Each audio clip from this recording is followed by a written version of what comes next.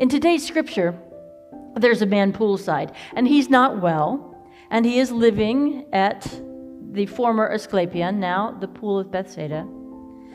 And Jesus walks in, sees the man, and says, "Do you want to be made well?" "Sir," the man replies, "I have no one to help me into the pool when the water is stirred."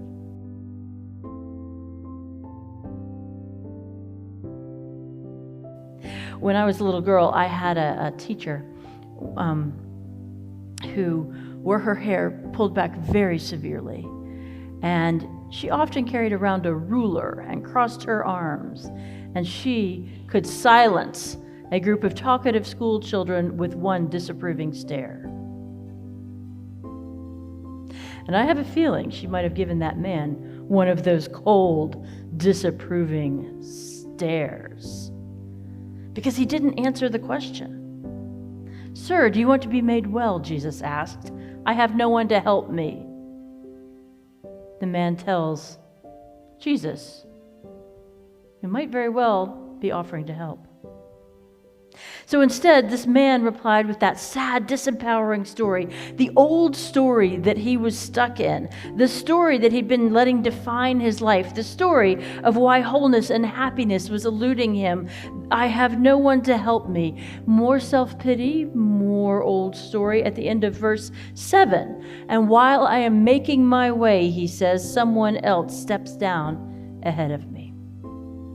Now, while it's obvious that this man did not have an easy life, and while I am sure he deserved and needed all the help he could get, he replied with a disempowering story, probably the same story he had repeated for much of those 38 years. "Do you want to be made well? I have no one to help me." Like this man, we need to be careful about the stories we tell ourselves. We need to be careful about the stories that we let others tell us. Because if we repeat a story too often, it becomes truth, or it can.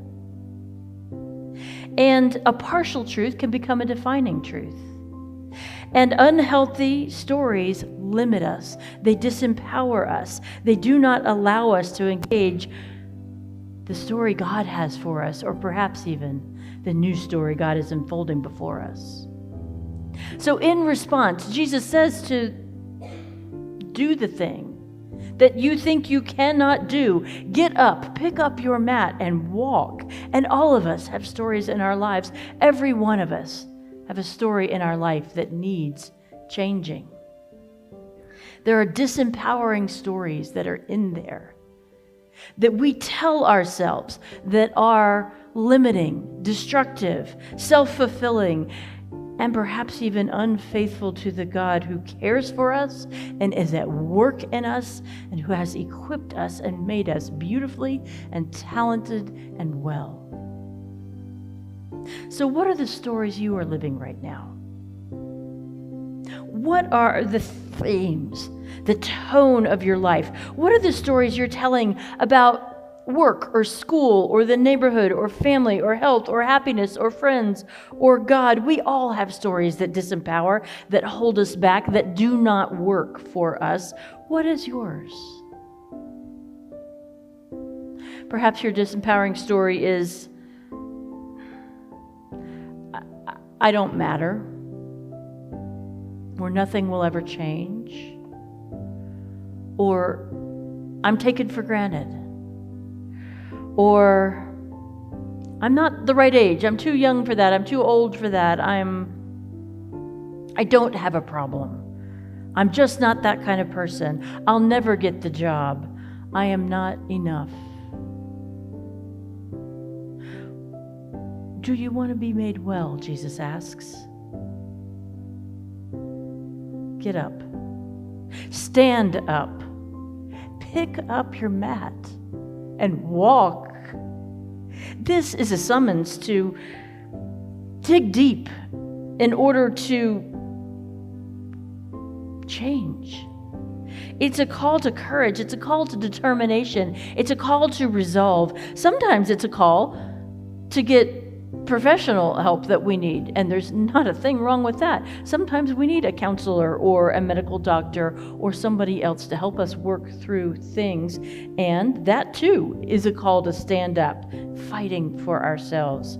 But it's a call to stand up and have that resolve, and then to pick up our own mats, not expecting someone else to do it. And then 3, walking, moving away from that very limiting story, taking one step after another, making steady progress, because there are stories that limit us, that God invites us out of. And it's more than those 3 steps. It's a summon to stand up, pick up our mats, and walk while relying on Jesus for the strength that it will take to do so. Because we can't do this by ourselves. But in Jesus, we are given the strength that goes beyond our own.